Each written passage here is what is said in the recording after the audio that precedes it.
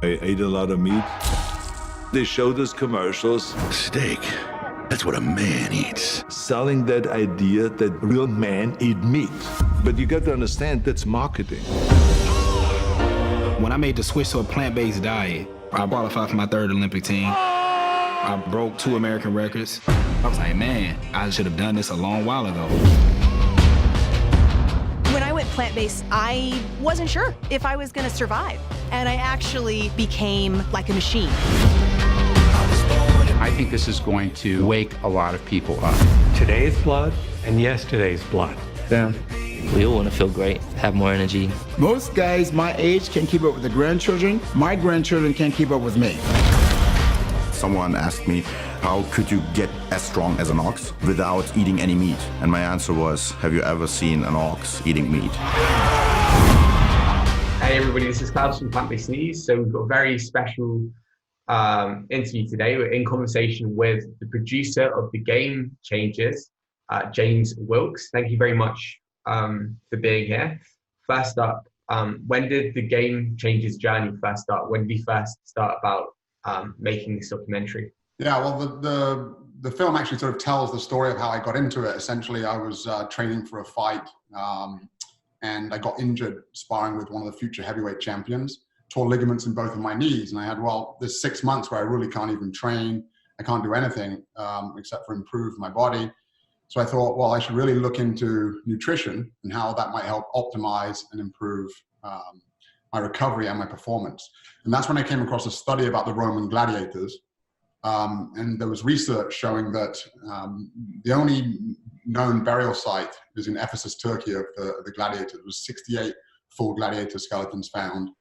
They analyzed, they did a strontium calcium analysis and also a radioisotope analysis, and they could tell they were eating almost exclusively, if not exclusively, plants. And I thought, well, this can't be true. You've got to have, meat and animal products for protein to build and maintain muscle. And sure enough, I started digging into the research. And as I was doing that, I thought, I feel like I've been lied to. Basically, I used to get my research from magazines, from websites, and I thought I knew quite a lot about nutrition. But once I started digging into the peer-reviewed research, I realized, I've been fed a lie, essentially, all this marketing that we believe in. And so I thought, I've got to tell everyone about this. So I then partnered up with Joseph Pace, who was a script writer previously, and we basically started working on these ideas for the documentary and just wanted to get my story out to the world and dispel some myths and show some facts. And how did it just go from you and Joseph to this Hollywood A-list celeb endorsed sort of mainstream production with huge amount of appeal? It was like around 2011, 2012, we really started getting working on it. And in 2013, so it's been a long time.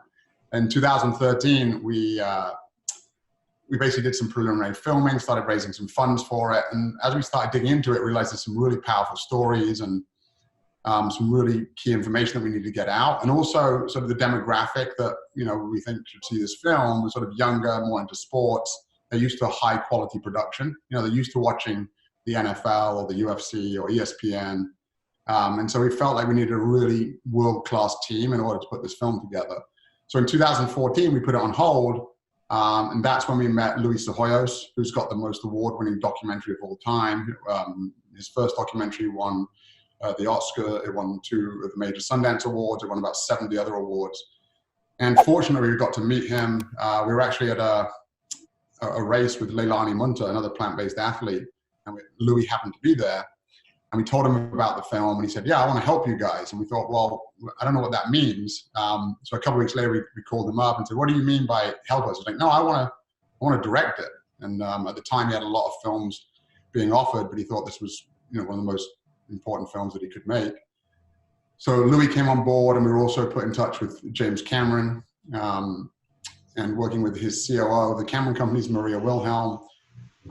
Basically, that's when we started formulating the team in 2014, and it sort of really started again, with a much higher quality team. Basically, you could argue it's the most powerful documentary team ever assembled with, Luis Ceballos as the director, James Cameron as an executive producer. Our editor has 2 Eddies, which is the best awards you can get for an editor. We had the music supervisor from ESPN. We had the top documentary writer in Hollywood. So I feel really fortunate to put this team together. So that was 2015, and you know, it takes a while to film and then to edit as well. So we're finally getting it out. I believe at the end of 2017 or sometime around then, Lewis Hamilton approached you guys, or was receptive at least, to being filmed and being in the documentary. How was that? And I think you redid it, didn't you, after that? And how's it been with the other executive producers? Are they in the documentary, or are they just kind of endorsing it? So basically, we were actually in Sundance of 2018. We kind of rushed that. The film wasn't really ready, but we got invited, and we thought, well, we better do it. So we actually rushed the third act. You know, films are typically built in 3 acts. So basically the last third of the film, we sort of rushed in a couple of weeks, and it really wasn't ready. So we put it in Sundance, and it got, you know, great reviews, and it did really well. And all the screenings were sold out. But we really felt like we'd rushed that end. So we redid the ending, we improved the music, the pacing of the film improved. And then we got the opportunity, like you said, to interview Lewis Hamilton.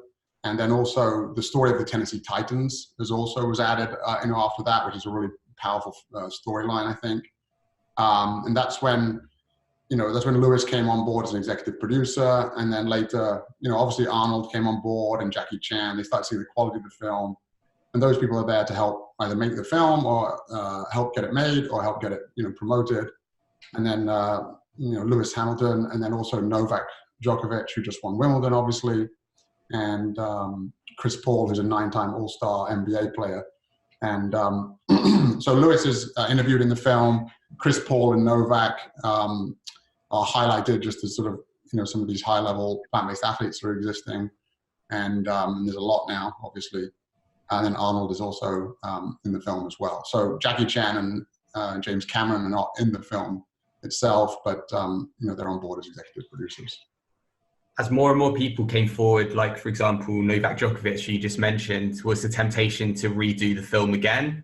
And if not, was that when it begged the question, why don't we do perhaps Game Changers 2 in a few years? And what's the situation with that, with having these huge names come forward and making that decision? If they want to be involved, do we do it again, which is going to be a nightmare from an editing point of view? You know, you obviously started it in 2013. What was sort of like the thought process, and how is it? What's the trajectory going to look like in terms of involving those people? Yeah, it's really difficult, right? Because, you know, elite athletes are just really starting to switch over to a plant-based diet, and as they start switching over, you know, it's sort of tempting to include them in the film. But at some point, you just got to have a cut off and say, you know, that's it. And so I don't think there's going to be a Game Changers 2, but there's certainly, we could do other media, you know, like maybe a series or something like that, or even just, you know, stuff on the web. And also we have 600 hours of footage that we recorded, you know, which we worked down into an 86-minute film. So we've got a lot of footage. We actually built out a 22-minute bonus content piece, which is on September 16th, when we have the global theatrical release around the world in about 2,000 theaters. There's also an exclusive after show with this 22-minute bonus content, and that's actually got you know, deleted scenes and extended footage and surprise appearances as well. So we got to put some athletes that didn't make the film, and then we got to show some great stories like the Forest Green Rovers, or you know, the plant-based night that they had at the Pittsburgh Pirates, the PNC Park. So we got to put some other great stories in there. So we'll continue to do media, but I don't think we do another full-length. You know, it wouldn't be a Game Changers 2 as in a full-length documentary feature. That makes sense, yeah. And I'll link that September worldwide premiere down below for anybody interested in checking out. I know there'll be a lot of people interested. So I think it's fair to say that people already, having seen the trailer, think that this is going to be a bigger hit than, say, What the Health, which I know we can both say was a great production. There's not really much controversy there that I think you guys take it to the next level. The question is, do you think that's due to like the editing and the camera work, or more the people you've got involved? Like what is it about this film that takes it a level up, do you think? Or is it a combination of things perhaps? Yeah, and I think it's just that at every step of the way, we try to do everything at the highest possible quality. So that was from, you know, deciding what was going to go into the film, the footage that we shot, with the cameras that we used, with the editors that we used, with the graphics people that we used, to the sound design, the sound mixing that we did at Skywalker Ranch, one of the top places in the world, to the color correction. Everything was just done at the highest level. And especially, I think, was important is the research. So we spent a lot of time on the scientific research with our chief science advisor, David Goldman. And because of that science, the film has been accredited not only by the American College of Lifestyle Medicine, which means that every doctor and nurse and dietitian in the United States can get required ongoing medical education credits by watching the film and taking a quiz that we developed. They're also working with their 16 partner international organizations. But on top of that, the Defense Health Agency for the United States, which is the Department of Defense that oversees their nutrition, they've also accredited the film, which is the first time ever a film has been accredited. So I think that people, the scientists and these scientific bodies are recognizing the authenticity and the credibility of the science in the film. I think that has really, really added value to the film, and then also the production quality as well. So you're saying the research that you did before and at the beginning of the journey of the Game Changers journey was research into what physiological effects of meat and things like that, or what kind of research was it? The film heavily looks at performance and recovery, but it also looks at health. So I think in terms of the performance aspect, that hasn't really been covered well before. So we really dug into that research, and that lies primarily around inflammation and blood flow. So, there's this myth that you can't get enough protein. Of course, all protein originates in plants. Animals are just the middlemen, right? And those animals are doing you a disservice if you're eating them, right? So they're eating the plant-based food. They're robbing it of the fiber and the phytonutrients. They're concentrating the pesticides and the heavy metals. And they're also adding in inflammatory components. And so that really can affect your athletic performance. And then in the longer term, those same mechanisms that affect your performance are also going to affect your health. So we really dug into the science. And we also made sure that we were only mentioning studies that were reflective of the preponderance of evidence. So we're either using meta-analyses, and we made sure, anyone can cherry pick data here and there. So we were very insistent that we were reflecting the science, and that's why the film has been accredited by these scientific bodies. So I think that was really important. Do you expect to face criticism? I mean, people that are typically like anti-plant-based, anti-vegan, like Joe Rogan, for example, said James Cameron, who's the executive producer, is on some weird vegan kick. This is kind of interesting, isn't it? Do you expect to face a lot of criticism when the film comes out?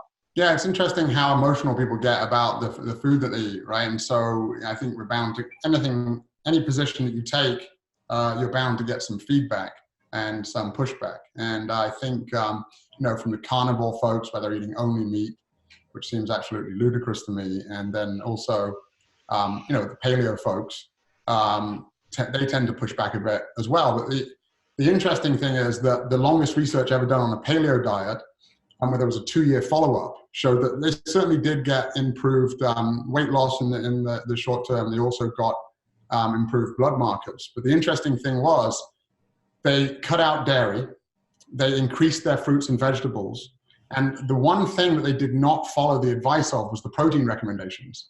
So they didn't actually increase their meat consumption in the long run. In the short run they did, but they didn't stick to it. So the funny thing is about people that actually think they're on a paleo diet, they're increasing their fruits and vegetables, which is plants. They're reducing their dairy intake, or eliminating it, which is we would agree with as well. And then they're not increasing their meat intake. So they're basically and they're also reducing or eliminating, heavily refined foods like white sugar and white, flour and that sort of thing. So what they're effectively doing is going from like a standard Western diet and reducing refined intake, keeping meat the same, and dropping dairy down and increasing their plant intake. So actually, people that think they're going on a paleo diet, they're actually shifting more in a plant-based direction. Look, we're not trying to say go vegan or go vegetarian. If people want to do that, great. We're just going to just dispel some myths and prove some facts, and hopefully that causes a shift towards more plant-based eating, and preferably more whole plants, because that's going to be better for your health and better for your performance. But certainly people that are going on a paleo diet are actually doing that anyway. They're shifting more towards plant-based eating. It would be great if they would shift even more. But it's funny for anyone for the paleo movement to sort of try and say, well, all this plant-based, well, that's what you're doing when you switch from the standard Western diet, which I think most people would agree is not healthy and not great for performance. That's what they're doing anyway. Did he sort of touch on that in the documentary? Obviously, the paleo keto thing's always been popular in this sort of the lifestyle health space. Did he talk about the carnivore diet, which is a new kind of form of the ketogenic diet, I guess, which is trending at the moment? We interview some of the world's leading paleoanthropologists, including the head of anthropology at Harvard, Richard Wrangham. And we really address this sort of myth that our ancestors were eating, mostly animal foods, which they weren't. And so that's addressed from many perspectives based on something called differential preservation, where we used to, plants basically biodegrade, and animal bones and the tools to chop up those animals, they don't biodegrade. So this differential preservation, which basically means that those things still exist in the archaeological record and the plants have biodegraded, that shifts people's views to think, well, we were obviously eating mostly animals, right? But in the last 10 years, they're using new methods to look at like microscopic plants, and they're finding that we were eating a lot more plants than they once thought. And then the scientists talk about the teeth and many other things in the film as well, the length of the digestive tract and these things that you've probably heard of. So we address that. We don't look at the carnivore diet because obviously as we were filming it, it wasn't that prevalent until more recently. And then we're not going after paleo diet or keto diet per se, but for example, we do highlight one study in the film. There was an 8-week randomized controlled trial where there was people eating a normal amount of carbohydrates, which is obviously coming from plants, versus a ketogenic low carbohydrate diet. And the people in the normal carb diet actually gained 2.6 pounds of muscle over 8 weeks. And doing the same, it was isocaloric, which means they're eating the same amount of calories. They were both getting the same amount of protein. And the folks in the keto diet actually lost 0.2 pounds of muscle in that period, given the same amount of calories and same protein. So we show that briefly, but we don't really address the keto diet per se. I've asked you what you think the main criticisms will be when the film comes out. Have you had any criticism so far, and what's it been around? What's it been about? Overall, we've been surprised that even the demographic that we thought would be very resistant, sort of, gym rats and those types, young guys in their 20s that are hitting the gym, that are all about, go get my protein, get my meat. They've been we thought that they'd be pushing back, and they've actually been the most responsive. So it's incredible at these, pre-screenings that we've been doing, like some of the festivals, and then we've done some other screenings as well. It's amazing how, from just a single film, the shift that people are making. It's a high percentage of people that have watched the film that have told us, look, I've gone all the way, I'm all in, I'm recovering better, I'm feeling good, and they're sticking with it. So it's pretty amazing, and I'm surprised there hasn't been as much pushback. And what's the distribution plan after the worldwide premiere in September, which again, I'll link down below? Yeah, so September 16th is a one-night only event, and that's for just to take it out to the world. And again, that includes the 22-minute after-show bonus content that's never obviously been seen before. And unfortunately, contractually, I'm not able to say where it's going next. So I definitely encourage people to go and watch the theatrical if they're able to, but they should also rest assured that it will be available in lots of other ways after that. I get that. No, it's no worries. Obviously, coming to the end now, really, really appreciate your time. Obviously, you've met some amazing sports stars over the last couple of years, 2, 3, 4, 5 years, actually. Have you got any inside scoop about any of those experiences? What it was like filming with them? Who you connected with? Who really inspired you? People that have inspired me the most aren't necessarily all the ones with the biggest names. Like Patrick Baboumian has an incredible story, becoming one of the strongest men in the world. He does a Guinness World Record in the film for the heaviest weight ever carried by a human being, which is just incredible. And Arnold Schwarzenegger, what was it like securing that kind of interview? And did the executive producer James Cameron, who's close to Arnold Schwarzenegger, did he help get that interview? Yeah, it was really incredible. From the very first moment we met him at his house. I flew out with Joseph Pace, the other writer, and also Rip Esselstyn, one of the other executive producers from Engine 2. And James Cameron could just not have been more supportive and helpful the whole journey. So, I mean, from like the storyline, the favorite scene in the film is regarding erectile function. It seems like the most favorite of all the screenings that we've done. And that was really, you know, we mentioned it to James Cameron, and he said, and we thought, I don't know if we should really do this because it's a little bit over the top and a bit controversial. And he said, no, I actually think if you're going off this real men eat meat myth, you know, I really think you should put it in. And so we've had a number of, you know, 1-2 hour calls at a time with him helping with storyline. And yeah, and in terms of connecting us, for example, to Arnold.